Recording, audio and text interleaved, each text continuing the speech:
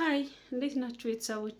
ዛሬ ምን ላወራ መጣው መሰላችሁ? የእውነቴን ነው የምላችሁ። በተለይ አረብ ሀገር የምትኖሩ እህቶቼ አረብ ሀገር እየሰራችሁ ቀን ድካም፣ ማታ ድካም፣ በላብ በሙቀት በእንግልት ስፔሻሊ ደግሞ ቀኑ ሙሉ ውላችሁ እግራችሁ እያበጠ ለምትሰሩ እህቶቼ ነው ይሄ መልእክት። የእውነቴን ነው የምላችሁ። እንኳን አይደለም እዛ በረሃ ሀገር ሙቀት ሀገር ይቅርና እዚህ ኢትዮጵያ ውስጥ ራሱ በጣም አየሩ ይሞቃል። አሁን እኔ ራሱ ይሄን ቪዲዮ የምሰራው ቀን ነው፣ ግን በጣም ሞቆኛል። ሙቀት አለ፣ አየሩ በጣም እንጃ ወዴት እየሄደ እንደሆነ አላቅም። በጣም ይሞቃልና ይሄ መልእክት ለእናንተ ነው። ምን መሰላችሁ? አብዛኛው ኢትዮጵያዊ አረብ ሀገር ያለች እህት አለችው፣ አረብ ሀገር ያለች እናት አለችው፣ አረብ ሀገር ያለ ወንድም አለው፣ አባት አለው፣ አጎት አለው፣ አክስት አለው። በርካታ የሰውነታችን ክፍሎች እዛ ናቸው ያሉት። ነገር ግን እዚህ ያለ ነው ለእነሱ ምን ያህል ነው የምናስብላቸው የሚለውን ጥያቄ እንጠይቅ።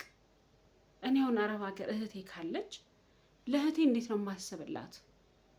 እህቴ በሙቀት በድካም በረሃብ የሰርታ የምትልከውን ብር እንዴት አድርጌ ነው እኔ እዚህ የምጠቀመው የሚለውን ማሰብ አለብን። ምክንያቱም እነሱ ምን ያደርጋሉ መሰላችሁ?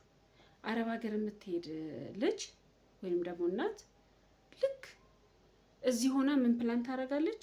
በቃ እዛ ሰርቼ 2 ዓመት ሰርቼ ቤት ገዝቼ ለእናቴ ቤት ገዝቼ ለአባቴ እንዲገዝቼ። አብዛኛው ኢትዮጵያዊ ደግሞ አረብ ሀገር ሲሄድ የሚያለመው ለቤተሰቡ ቁሳቁስ ማሟላት ነው። ሶፋ ገዝቼ፣ ቲቪ ገዝቼ፣ ይሄን አድርጌ ውሃ አስገብቼ፣ ምጣድ ኤሌክትሪክ ምጣድ ገዝቼ ለእናቴ ምናምን ብዙ ነገር ነው ፕላን የሚያደርጉት እዚህ እያሉ። ከዛ ለራሴ ደግሞ የተወሰነ ብር አስቀምጥና ከዛ እንዲያረጋለሁ ምናምን ይባላል። ከኤርፖርት ከኢትዮጵያ አየር መንገድ እግራቸው ሲወጣ ምን ይፈጠራል? ወዲያውኑ ነው የቤተሰብ ናፍቆት የሚያንገበግባቸው። ወዲያውኑ ነው ወይኔ እናቴ ምን ሆና ይሆን? ደሞዜን እኮ አልሰጣለኝ፣ የመጀመሪያ ደሞዜን አልሰጣለኝ፣ እናቴ እርቧት ይሆን? እህቴ ምን ሆና ይሆን? ልጅም ካላቸው ወይኔ ልጄ ምን ሆኖ ይሆን? ከዛ ካሰሪያቸው ጋር አረ ደሞዝ ላኩልኝ፣ እዛ ትንሽዬ ልጅ ትቼ ነው የመጣሁት፣ አረ ደሞዙን ላኩልኝ፣ እናቴ ታማሚ ናት፣ ደሞዙን ላኩልኝ፣ እንዲያርጉልኝ ይመጣል። ከዛስ የሄዱት ለ2 ዓመት ኮንትራት ሊሆን ይችላል። ደግሞም አብዛኛው እንደዛ ነው አይደለ? ለ2 ዓመት ይሄዱና ያንን 2 ዓመት ጊዜ ነገ ነው፣ ቶሎ ነው የሚያልቀው ጊዜው። ያ2 ዓመት ሳያስቡት ይሄዳል፣ ሳያስቡት ይሮጣል። ከዛስ ብር ይላካል፣ በወር ብር ይላካል፣ ደሞዝ በተቀበሉ ቁጥር ብር ይላካል። እነዚህ ልጆች እኮ ሊያስቀምጡ አካውንት ከፍተው ነው የሚሄዱት። ለእነሱ ግን ለራሳቸው ግን ብሩን አያስቀምጡት፣ ለቤተሰብ ነው የሚልኩት፣ ለቤተሰባቸው ነው የሚልኩት። ከዛስ መጨረሻ ላይ ይመጣሉ። ወላጅ ምን ያደርጋል? እቃውን ይገዛል፣ ሶፋውን ይገዛል፣ ቴሌቪዥን ይቀይራል። ጎረቤት ሽፎን ከገዛች የጎረቤት ልጅ የኔም ልጅ አረብ ሀገር ሄዳለች እና ሽፎን ይገዛል።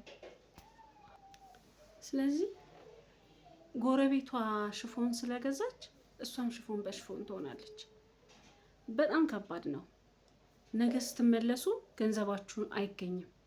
ነገ ስትመለሱ ከእንደገና ልክ አገራችሁ እንደገባችሁ አካውንታችሁ ውስጥ ምንም አይኖርም። ለምን? ቤተሰብ ወንድም ይሄን ያስፈልገኛል ሲል፣ እህት ይሄን ያስፈልገኛል ስትል ገንዘቡ ተመናምኖ ያልቃል። ስለዚህ ምን ይሆናል መጨረሻችሁ? ባዶ። ከዛስ ፕላን አድርጋችሁ የመጣችሁት ሀገሬ ስገባ አትሊስት ቡና ጠጡ እንኳን እሰራለሁ፣ ቦታ ተከራይቼ ባለኝ ገንዘብ ቡና ጠጡ እንኳን እሰራለሁ ብላችሁ አስባችሁ የመጣችሁበት ገንዘብ እንኳን ለቡና ጠጡ ቀርቶ ካፌ ሄዳችሁ ቡና ለምትጠጡበት እንኳን አይተርፋችሁም። ይህ የሆነበት ምክንያት ምንድን ነው? እናንተ ስለ ገንዘብ አያያዝ ስለ ጉልበታችሁ ዋጋ ስለማትሰጡ ነው። ለራሳችሁ ስለማታስቡ ነው።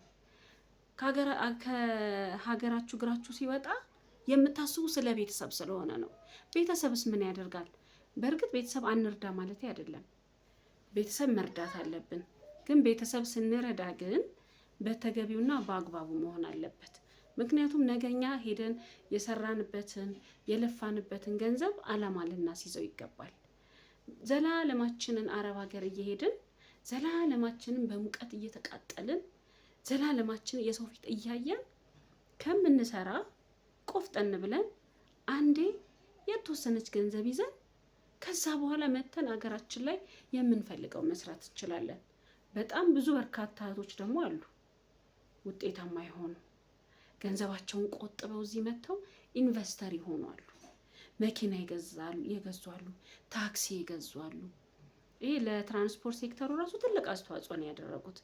ለምንድን ነው እንደዚህ የሆነበት ምክንያት? ጠንክረው ስለሰሩ ላባቸውን ያፈሰሱበትን የሰው ፊት ያያቸውን የተራቡትን የተጠሙበትን ዋጋ ስላወቁ ነው እነዚህ ሰዎች ውጤታማ የሆኑት። ስለዚህ ምን ማድረግ አለብን? የምንሄድበትን አላማ ማወቅ አለብን። የምንሄደው ለምንድን ነው?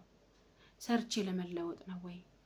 እዚህ ኑሮ እንዴ አገርሽ እኮ የምትተኝበት እኮ አልጋ የለም።